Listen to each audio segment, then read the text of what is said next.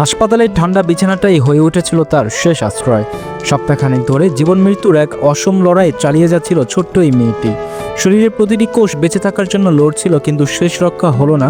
মাত্র 8 বছর বয়সে অবুঝ শিশুটি হেরে গেল নির্মমতার কাছে, হেরে গেল মানুষের অসভ্যতার কাছে। 13 মার্চ দুপুর 12:30টার দিকে ঢাকার সম্মিলিত সামরিক হাসপাতালের নিবিড় পরিচর্যা কেন্দ্রে চিরতরে থেমে গেল তার নিঃশ্বাস। বলছি মাগুরায় ধর্ষণের শিকার শিশু আসিয়ার কথা। মেয়েটিকে বাঁচাতে বিশেষজ্ঞ চিকিৎসকদের সর্বোচ্চ প্রচেষ্টা ব্যস্ত হলো, দেশবাসীর হাজারো প্রার্থনা পৌঁছালো না সৃষ্টিকর্তার দরবারে।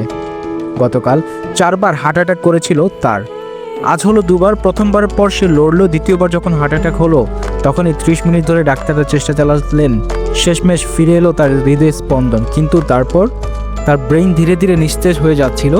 শরীরে কোনো সাড়া নেই, রক্তচাপ দ্রুত কমতে থাকলো। শেষবারের মতো যখন তার হৃদয় স্পন্দন থেমে গেল তখন ডাক্তাররা জানালেন আর কিছুই করার নেই, নিষ্পাপ। এই শিশুটির শরীরের মতোই হয়তো আকাশের গায়েও কালো মেঘ জমে উঠেছিল।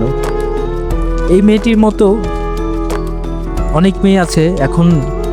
সেই সময়টা যে সময়ে পুতুল নিয়ে খেলার কথা ছিল, স্কুলে যাওয়ার কথা ছিল, মা বাবার আঁচলে মুখ লুকিয়ে দুষ্টুমি করার কথা ছিল, অথচ তাকে নৃশংসভাবে ছিঁড়ে খুঁড়ে ফেলা হলো।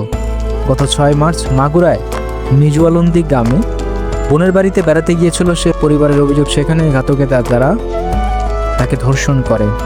তার নিষ্পাপ দেহটা তখনই হয়তো মৃত্যুর কাছাকাছি পৌঁছে গিয়েছিল। এরপর শুরু হয় আরেকটি যুদ্ধ, চিকিৎসকের যুদ্ধ, পরিবারের যুদ্ধ, দেশবাসীর যুদ্ধ। কিন্তু আমরা হেরে গেলাম।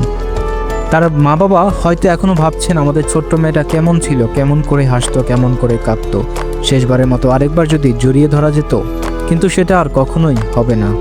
এই সমাজ কি তার জন্য কিছু করবে? ধর্ষকেরা জেলে আছে, হয়তো বিচারের নামে বছরের পর বছর মামলা চলবে, হয়তো এক সময়ে সবাই ভুলে যাবে, কিন্তু এই শিশুটির মা বাবা ভুলবে না। তার শূন্য বিছানাটা, ছোট্ট জামা কাপড়গুলো, বই খাতা, এসব কিছুই মনে করিয়ে দিবে এই নির্মম পরিণতির কথা। এই সমাজে আরেকটি নির্ভয়া জন্ম দেবে, নাকি আমরা এবার অত্যন্ত সত্যিকারের ন্যায় বিচার দেখব? আজ আকাশটা হয়তো কাঁপছে, কারণ এই পৃথিবী আরেকবার তার নিষ্পাপ এই শিশুকে রক্ষা করতে ব্যর্থ হলো। চিরবিদায় নির্ভয়া, তোমার জন্য এই পৃথিবী নিরাপদ ছিল না। আমরা তোমাকে বাঁচাতে পারিনি, আমাদের ক্ষমা করো।